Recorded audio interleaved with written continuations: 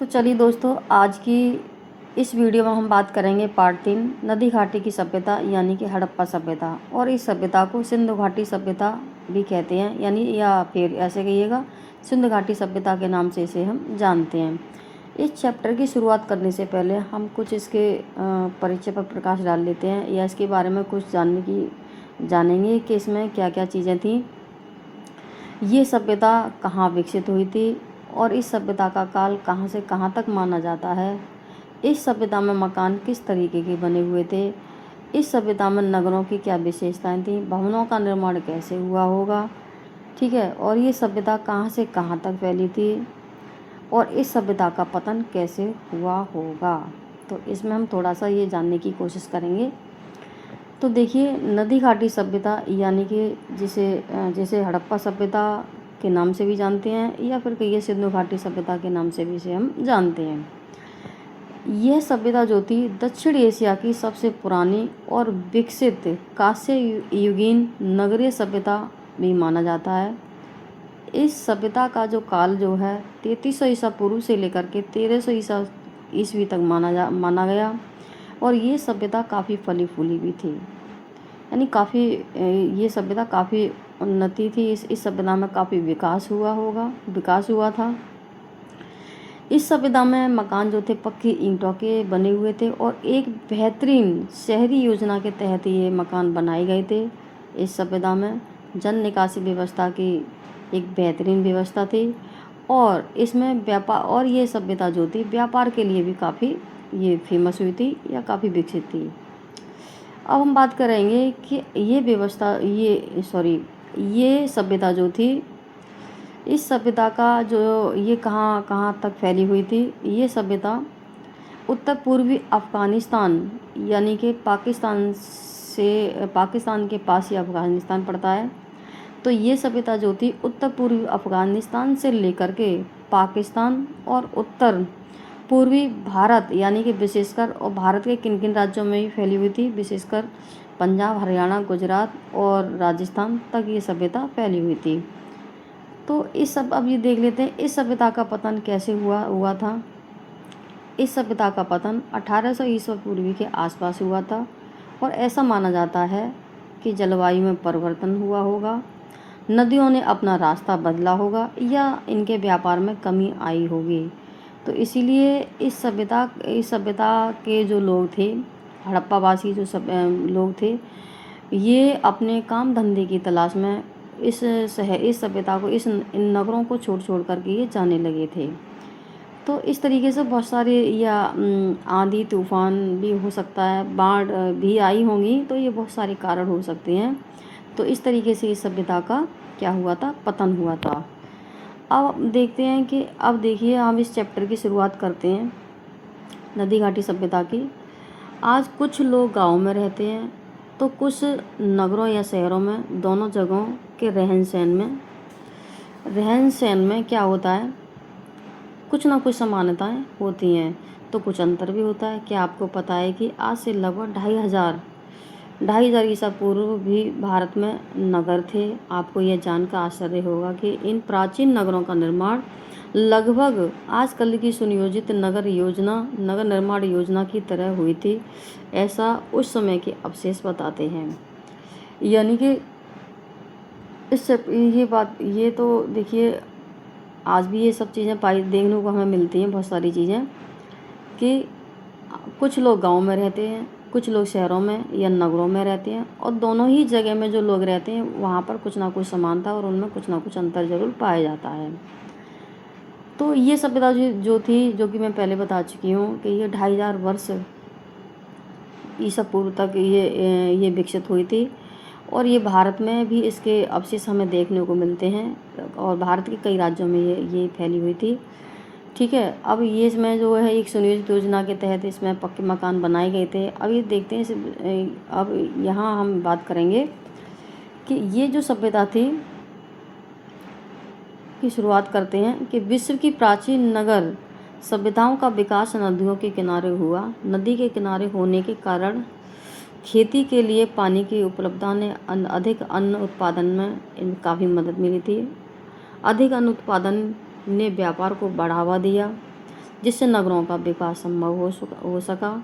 व्यापार के लिए जल मार्ग सुलभ था, साथ ही नदी मार्ग से व्यापार सस्ता और आसान तथा सुरक्षित था।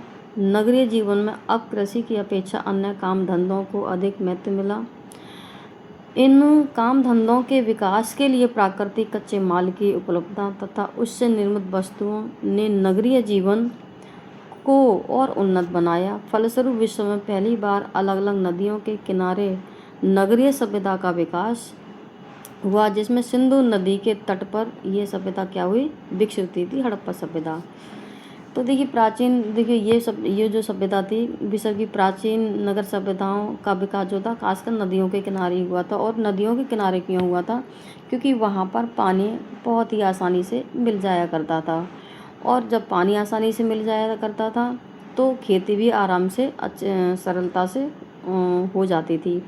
जब खेती हो जाती थी तो इसमें अन्न का जितना भी अनाज उत्पन्न होता था, अब अनाज उत्पन्न तो होता ही था, अब अनाज उत्पन्न होने के अलावा अत्यधिक अनाज उत्पन्न होने के कारण अब हड़प्पा वासियों ने क्या किया कि उन अनाज का यानी कि उन्होंने व्यापार करना शुरू कर दिया था।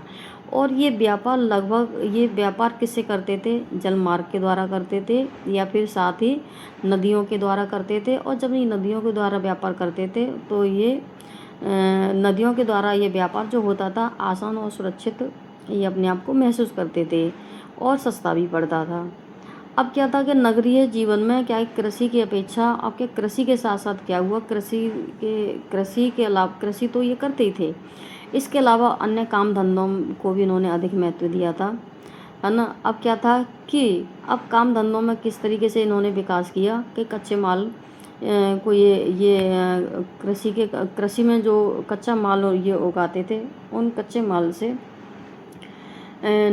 मशीनों के द्वारा क्या किया जाता था कि वस्तुओं को तैयार किया जाता था और शहरों में जाकर के इनको बेचा जाता था। तो इस तरीके से शहरों का विकास हुआ था। और इसके फलस्वरूप क्या हुआ कि विश्व में पहली बार अब क्या हुआ कि विश्व में पहली बार ऐसा हुआ कि अलग अलग नदियों के किनारे अलग अलग सभ्यताओं का विकास हुआ था। यानी कि एक नदी नहीं थी, इसके अलावा और बहुत सारी नदियाँ थीं और बहुत सारी नदियों के पास अलग अलग नगरीय सभ्यताओं का विकास हुआ था, है ना, जिसमें सिंधु नदी के तट पर विकसित हुई थी ये हड़प्पा सभ्यता। तो ये सबसे पहली सभ्यता थी और सबसे ये पुरानी सभ्यता थी। तो हम इस चैप्टर में इसी सभ्यता की हम बात करेंगे। अब ये सभ्यता जो थी देखो इस हड़प्पा सभ्यता का जो क्रम है यानी कि लगभग 2500 ईसा पूर्व से 1520 ईसा पूर्व तक ये मानी गई थी। इसकी खोज कैसे हुई थी, सन 1921 ईस्वी की बात है जब भारत में अंग्रेज़ों का राज्य था। यानी 1921 में की बात है जब वहाँ भारत में किसका राज्य था, अंग्रेज़ों का राज्य था। इसी वर्ष पुरातत्वविदों ने पंजाब प्रांत में हड़प्पा नामक स्थल की खोज की। अब देखिए ये पंजाब प्रांत ये अपने इंडिया वाला नहीं है, ये पंजाब प्रांत है पाकिस्तान वाला। ये पंजाब प्रांत पाकिस्तान में पड़ता है। इस स्थल से प्राप्त अवशेषों के अध्ययन से पुरातत्वविदों को ज्ञात हुआ कि यह एक नगरीय सभ्यता के अवशेष हैं। इसी प्रकार सिंध प्रांत में एक और गांव मिला जिसको लोग मोहनजोदड़ो कहते हैं। ठीक है, इसी प्रकार सिंध प्रांत में एक और गांव मिला जिसे लोग मोहनजोदड़ो कहते हैं। यानी कि हड़प्पा सभ्यता की के बाद एक और नगरीय सभ्यता का विकास हुआ और ये दूसरी जो सभ्यता थी वो सिंध प्रांत में एक और गांव मिला जिसे मोहनजोदड़ो कहते हैं। मोहनजोदड़ो का मतलब होता है मृतकों का टीला। यहाँ से भी नगरीय सभ्यता के अवशेष प्राप्त हुए हैं। अब यहाँ से क्वेश्चन बन जाएगा कि मृतकों का टीला किसे कहते हैं, यानी कि मोहनजोदड़ो को मृतकों का टीला कहते हैं। तो 1921 में इसकी खोज हुई थी जब भारत में अंग्रेज़ों का राज्य था। यानी राखल दास बनर्जी ने की थी इसकी खोज जो की थी, इसमें साइंटिस्ट का नाम नहीं दिया है। कि हड़प्पा नामक स्थल से इस सभ्यता के अवशेष सबसे पहले मिले थे, इसीलिए इसे हड़प्पा सभ्यता कहते हैं। यानी सभ्यता के जो अवशेष थे सबसे पहले मिले थे, इसीलिए इसे हड़प्पा सभ्यता कहते हैं। ये सबसे पुरानी सभ्यता थी और सबसे पहली सभ्यता थी, ठीक है, जो सिंधु नदी के तट पर ही विकसित हुई थी। पुरातत्वविदों ने इन स्थलों की विस्तृत खुदाई की तो नीचे दबा हुआ पूरा का पूरा शहर निकला। अब देखिए पुरातत्वविदों ने जब इसकी गहरी और विस्तृत खुदाई की तो उसके नीचे क्या देखा कि पूरा की पूरा गांव, पूरा की पूरा शहर दबा हुआ निकला। तो अब इसमें हम ये देखते हैं कि नगर ही नगर, जब खुदाई की तो नगर ही नगर निकले। धीरे धीरे आगे और खोज हुई, कई जगहों पर खुदाई की गई तो पता चला कि उस समय एक नहीं, दो नहीं, कई नगर थे। ये नगर सिंधु नदी और उसकी सहायक नदियों की घाटियों में बसे थे। इस सभ्यता के कुछ क्षेत्र आज पाकिस्तान में हैं।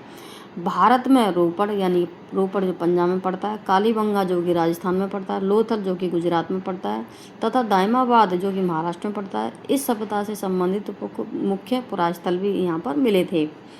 यानी नगर ही नगर। अब क्या हुआ कि पुरातत्वविदों ने यानी कि विस्तृत और गहरी खुदाई की तो उन्होंने देखा कि एक नहीं, दो नहीं, तीन नहीं, यहाँ तो सैकड़ों की संख्या में नगर ही नगर निकले हैं। और ये नगर जो थे सिंधु नदी और उसकी सहायक नदियों के घाटियों में ये शहर बसे हुए थे। तो देखिए भारत में भी थे इसके जो है सभ्यता, ये कुछ नगर सब यहाँ भी निकले थे भारत में, पंजाब में, राजस्थान में और गुजरात में और दाइमाबाद में और महाराष्ट्र में भी इसके अवशेष मिले थे।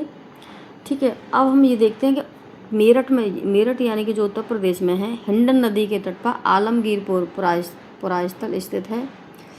इस पुरास्थल से हड़प्पा कालीन मिट्टी के बर्तन प्राप्त हुए। अब यहाँ से भी क्वेश्चन बनता है कि मिट्टी के बर्तन किस सभ्यता से प्राप्त हुए थे और कहाँ से मिले थे। तो उत्तर प्रदेश में हिंडन नदी के तट पर आलमगीरपुर पुरास्थल से हमें मिट्टी के बर्तन प्राप्त हुए थे। अब हम ये देखते हैं इन नगरों की क्या विशेषताएं थीं। तो देखिए हड़प्पा कालीन नगरों का निर्माण एक निश्चित योजना के आधार पर किया गया था। सड़कें चौड़ी थीं तथा वे छोटी छोटी सड़कों एवं गलियों से जुड़ी हुई थी। सड़कें पूर्व से पश्चिम की ओर तथा उत्तर से दक्षिण की ओर जाती थी। सड़कों के किनारे पक्की नालियाँ बनी हुई थी। हर घर की नाली बड़े नाले से मिल जाती थी। हर नाले में हल्की सी ढाल होती थी ताकि पानी आसानी से बह सके। इससे पता चलता है कि सभ्यता के लोग सफाई व स्वच्छता के प्रति काफ़ी जागरूक थे। तो नगरों की क्या विशेषताएं थी कि हड़प्पा कालीन नगर जो थे एक सुनियोजित योजना के आधार पर ये बनाए गए थे। सड़कें चौड़ी थीं, छोटी थीं और हर एक सड़क छोटी छोटी नालियों से जुड़ी हुई थी और नालियाँ बड़ी एक नाले से या नालों से जुड़ी होती थी। अब ये सारी चीज़ें जिस तरीके से बनी हुई थी, ये सारी चीज़ें हम अपने आज के ज़माने में भी, आज वर्तमान में भी इन सारी चीज़ों को देखते हैं। तो देखिए चाहे कोई प्रोजेक्ट बने और चाहे कोई एक प्रोजेक्ट के तहत कोई बिल्डिंग बने या फिर मकान बने, घर बने, तो एक सुनियोजित योजना के तहत इंजीनियर सारी चीज़ों को एक तरीके से वो सेट करता है। तो पहले भी इंजीनियर हुआ करते थे, तभी तो ये सारी चीज़ें बहुत अच्छे से व्यवस्थित की गई थी ये। तो देखिए कि पहले के ज़माने से और आज के वर्तमान में कितनी समानता हमें देखने को मिलती हैं। तो इससे क्या पता चलता है कि इस सभ्यता के लोग काफ़ी सफाई के प्रति काफ़ी ये कैसे थे, जागरूक थे। अब भवनों का निर्माण कैसे हुआ था कि उत्खनन में कई तरह की बड़ी बड़ी इमारतें भी मिली थी जो आयताकार थीं। कई 2 मंजिला घर थे और तो कुछ छोटे छोटे घर थे। हड़प्पा, मोहनजोदड़ो एवं अन्य स्थलों की खुदाई से पता चलता है कि हड़प्पा कालीन भवनों का निर्माण एक सुनियोजित योजना के अंतर्गत किया गया था। प्रत्येक घर के बीच में एक आंगन होता था। आंगन के चारों ओर कमरे बने हुए होते थे। प्रत्येक घर में रसोई, शौचालय तथा स्नानागार का उचित प्रबंध था। 2 मंजिला मकान में ऊपर जाने के लिए सीढ़ियाँ भी बनाई गई थी। तो इस तरीके से उस समय के यानी मकानों की बनावट थी। तो ये भवन इस तरीके से बनाए जाते थे। तो उत्खनन में ये सारी चीज़ें निकली थी कि बड़ी बड़ी इमारतें भी मिली थीं और ये इमारतें आयताकार थीं। मकान 2 मंजिला बने हुए थे, है ना। तो कुछ छोटे घर भी थे। हड़प्पा, मोहनजोदड़ो एवं अन्य स्थलों की खुदाई से ये सारी चीज़ें यहाँ से मिली थी और ये सारी जो चीज़ें बनाई गई थी एक सुनियोजित योजना के तहत इनका निर्माण किया गया था। है ना। अब क्या था, इस प्रत्येक घर में क्या होता था, एक आंगन होता था, आंगन के चारों तरफ कमरे बने हुए होते थे। इन प्रत्येक घर में एक रसोई का शौचालय और नहाने के लिए स्नानागार भी हुआ करता था। तो और ऊपर जाने के लिए यहाँ पर क्या थी, सीढ़ियाँ भी बनी हुई थी।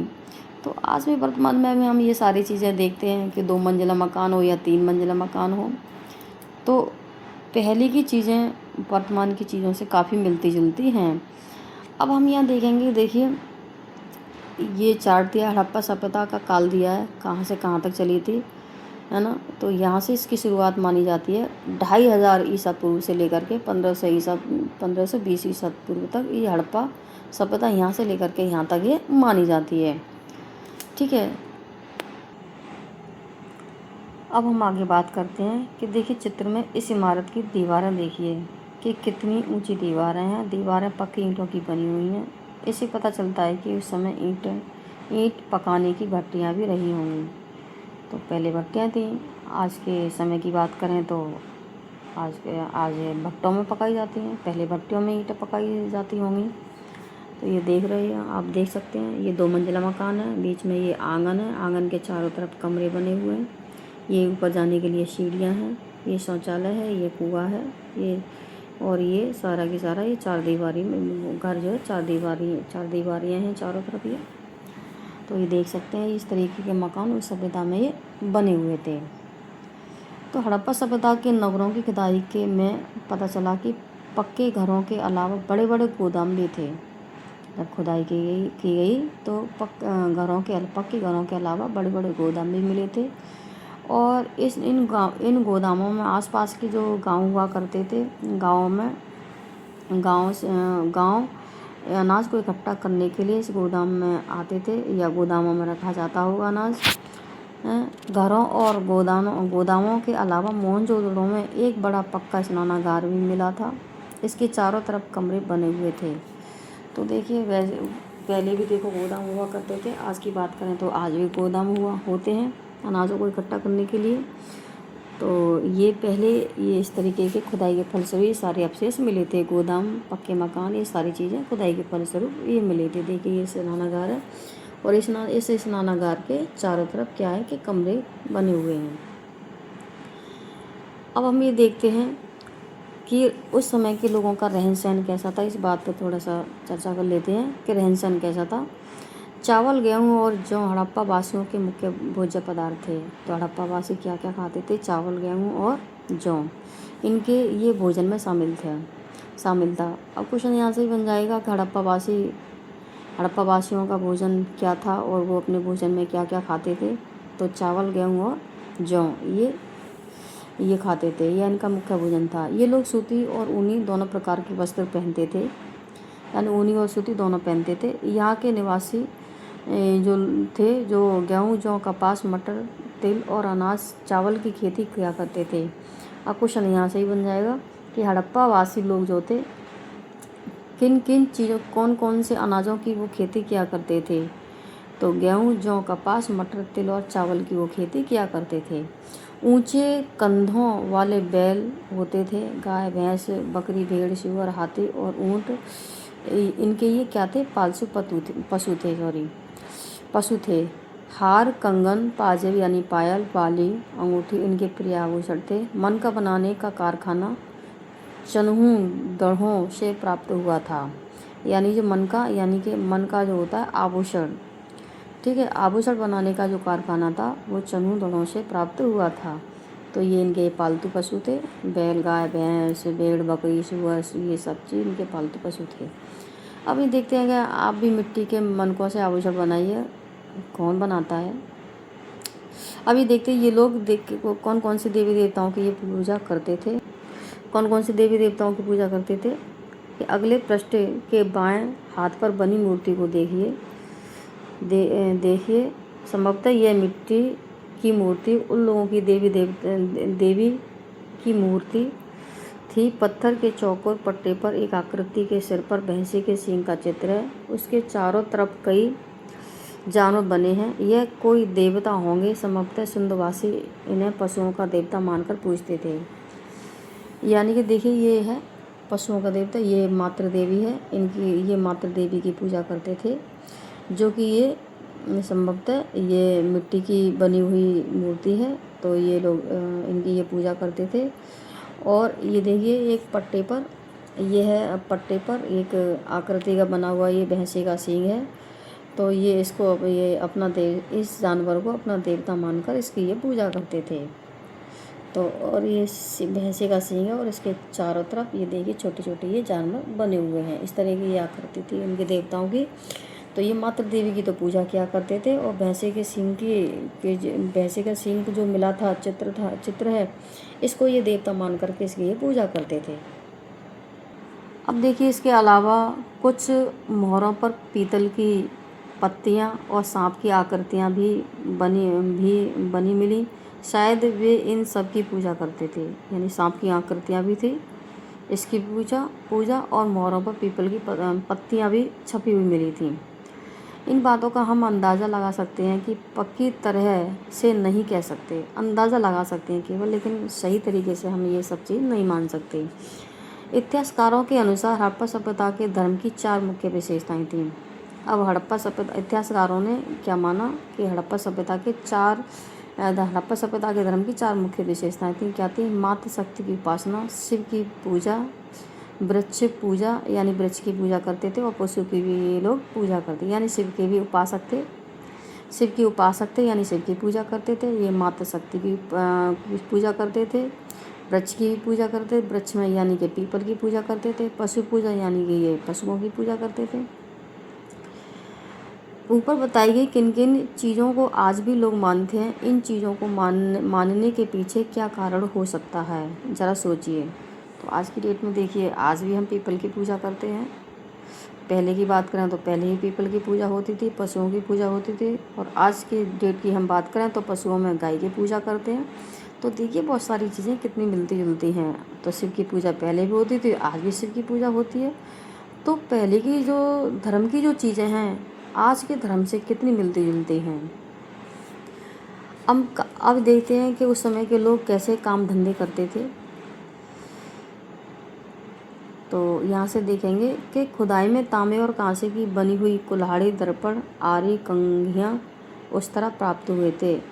अब देखिए कांसे से बनी हुई चीज़ें भी मिली थी, है ना। ये कौन कौन सी चीज़ें थी? कुल्हाड़ी, दर्पण, आरी, कंघियाँ उस तरह आदि ये प्राप्त हुए थे। वही किसके बने हुए थे? कांसे की वस्तु के बने हुए थे। और कांसा कौन कौन सी धातु को मिलाकर बनाया जाता था? तांबा और टिन को मिलाकर के एक धातु बनाई जाती थी जिसे कांसा कहते हैं। ठीक है। अब सिंधु घाटी के लोग जमीन में से धातु निकालने और उसे साफ करने तथा आग में पिघलाकर चीज़ें बनाने के तरीके से वो परिचित थे। ठीक है। तो मिट्टी से क्या होते, धातु को निकालते थे खोद करके, और धातु को पिघला करके उसे शुद्ध अवस्था में ला करके, ठीक है, तो वो तरह तरह की और भी धातुएं बनाते थे वो। आश्चर्य की बात तो यह है कि धातु की चीज़ें बनाने के साथ साथ लोग पत्थर के औजार भी बनाते थे। धातु की भी चीज़ें बनाते थे और ये पत्थर के भी औजार बनाया करते थे। इसका कारण शायद यह भी था कि तांबा व कांसा जैसी धातुएं पत्थर की तुलना में बहुत ज़्यादा मजबूत नहीं थीं। यानी जो धातुओं की जो वस्तुएं बनाई जाती थी वो काफ़ी मजबूत नहीं हुआ करती थी, इसलिए पत्थर का इस्तेमाल ये ज़्यादा किया करते थे। ये धातुएं हर जगह आसानी से मिल नहीं पाती थी। ये धातुएं क्या थी? हर जगह आसानी से नहीं मिलती थी, लेकिन पत्थर चारों तरफ इन्हें मिल जाया करता था और आसानी से मिल जाया करता था, जिससे आसानी से पत्थरों के औजार बना लिया करते थे। तो इस बैलगाड़ी में अब हम ये देखिए, बैलगाड़ी भी थी उस समय की। ये देखिए इस बैलगाड़ी में 2 बड़ी खोज छिपी हैं, एक पहिया और वह दूसरा बैलगाड़ी। एक तो ये पहिया है, पहिए का आविष्कार भी हुआ, और देखिए और ये बैल है। अब हम आगे बात करते हैं। उस समय चक्के का इस्तेमाल मिट्टी के बर्तन बनाने के, चक्का जो होता है जिसे चक्के बोलते हैं, घुमाने वाला पहिया जो होता है, मिट्टी के बर्तन बनाने के लिए भी होने लगा था। इसीलिए पहले की तुलना में बहुत अच्छे किस्म के बर्तन बनाए जाने लगे थे। जैसे आज जो कुम्हार होता है वो चाक पर मिट्टी के बर्तन बनाता है, तो ये पहले भी ये लोग बनाया करते थे। इस चित्रों में दिख रही चीज़ों से आप अनुमान लगा सकते हैं कि हड़प्पा के नगरों में बहुत से कारीगर रहते थे। नगर के लोग अपनी ज़रूरत की सब चीज़ें घर पर ही नहीं बनाते थे। अलग अलग चीज़ों को बनाने वाले अलग अलग कारीगर थे जो अपनी चीज़ें बनाकर दूसरों को बेचते थे।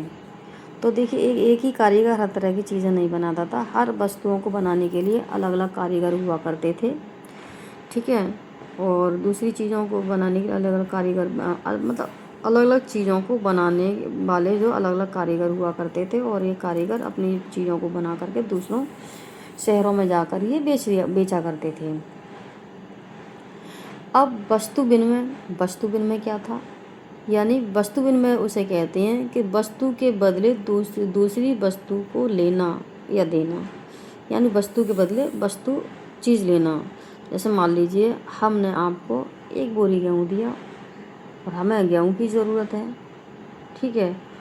हमें गेहूँ की ज़रूरत है तो हमने क्या किया, हमने उससे गेहूँ ले लिया और हमने 1 बोरी उसे चावल दे दिया। यानी वस्तु के बदले वस्तु की अदला बदली हो रही है, जिसे हम क्या कहते हैं, वस्तु विनिमय कहते हैं।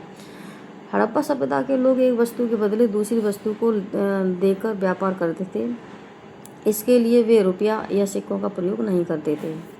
तो वस्तु के बदले वस्तु का वो अदला बदली करते थे। उस समय पैसे या सिक्के का प्रयोग नहीं करते थे, ना उन्हें जानकारी थी। उस समय रुपये पैसे का कोई प्रचलन नहीं था ही नहीं, जानकारी नहीं तो प्रचलन कहाँ से होगा, ठीक है। वस्तु के बदले वस्तु, यानी इसे हम क्या कहते हैं, वस्तु विनिमय कहते हैं। अब देखते हैं व्यापार वो कैसे करते थे। हड़प्पा के नगरों से पत्थर, हाथी दांत, धातु एवं मिट्टी की बनी हुई वस्तुएं मिली। कुछ विद्वान ये सोचते हैं कि ये वास्तव में व्यापारियों की मोहरें थीं। तो हड़प्पा नगरों से क्या मिला था, कुछ पत्थर, हाथी दांत, धातु व मिट्टी की बनी हुई कुछ वस्तुएं मिली थी या मोहरें थीं, और इसलिए कुछ विद्वान ये सोचते हैं कि वास्तव में ये व्यापारियों की कुछ मोहरें हुई होंगी। ये विभिन्न आकार की थीं। इन मोहरों पर आदमी की आकृतियाँ थीं, कुछ जानवरों की भी थीं, कुछ पौधे और कुछ बर्तनों की आकृतियाँ बनी हुई थी इन मोहरों पर। तो व्यापारी जब एक जगह से दूसरी जगह सामान भेजते थे तो सामान से बांधकर या उस पर गीली मिट्टी छापते होंगे और गीली मिट्टी पर अपनी मोहर से छाप बना देते रहे होंगे, ताकि उनके सामान की पहचान बनी रह सके। तौल नाप के लिए बटखरे और पैमाने का प्रयोग वो करते थे। ऐसी मोहरें दूसरे देशों में भी पाई गई थीं, खासकर मेसोपोटामिया, यानी कि मेसोपोटामिया इराक में पड़ता है। तो ये खासकर ये मोहरें कहाँ भी पाई गई थी, ये मेसोपोटामिया में भी पाई गई थी, है ना। कि उन दिनों इराक और हड़प्पा के नगरों के बीच काफ़ी अच्छा व्यापार होता था। तो कहने का मतलब ये है कि हड़प्पा नगरों से जो कुछ धातुएं पाई गई थी, है ना, पत्थर, हाथी दांत, मिट्टी की बनी हुई मोहरें पाई गई थी। तो ये विद्वान ऐसा मानते हैं कि जब ये व्यापारी अपने सामान को एक स्थान से दूसरे स्थान पर जब बेचते थे तो इन धातुओं की अपने अपने सामान पर क्या मोहर लगाते थे, ताकि इनके सामान की पहचान अच्छे से हो सके थे। तो हड़प्पा का जो व्यापार था वो कहाँ से होता था, मेसोपोटामिया से खासकर होता था। तो वहाँ के भी अवशेष यहाँ पर देखने को मिलते हैं। अब हम बात करते हैं लिखावट कैसी थी उस समय की। हड़प्पा सभ्यता की मोहरों पर संकेत के रूप में लेख लिखे जाते थे, जिससे उनके अक्षर चित्रों जैसे लगते थे। विद्वान आज भी इस लिखावट को पढ़ नहीं पाते हैं इसलिए हड़प्पा सभ्यता को आद्य ऐतिहासिक युग के अंतर्गत रखा जाता है। अब बात आती है, क्वेश्चन यहाँ से ही बन जाएगा कि हड़प्पा सभ्यता को किसके अंतर्गत, यानी किस काल के अंतर्गत रखा गया है या रखा जाता है या रखा गया है। तो आद्य ऐतिहासिक काल के अंतर्गत रखा गया है। खुदाई से मिले अवशेषों के आधार पर ही हम इस सभ्यता के बारे में जानकारी प्राप्त कर सकते हैं। तो जितनी भी देखिए खुदाई को वो जितनी भी हमें जानकारी मिली है वो सब विद्वानों ने खुदाई के फलस्वरूप ही प्राप्त की है। तो हड़प्पा संस्कृति के लोथल क्षेत्र में बने बंदरगाह के अवशेष से पता चलता है। अब देखिए ये जो लोथल है, लोथल क्षेत्र में बने क्या बंदरगाह के अवशेष मिले हैं। इससे भी ये पता चलता है कि ये लोग नदी या समुद्र से व्यापार करते थे। बंदरगाह, बड़े बड़े बंदरगाह बने हुए थे जो नदियों के किनारे या समुद्रों के किनारे अक्सर ही बना हुआ करते थे।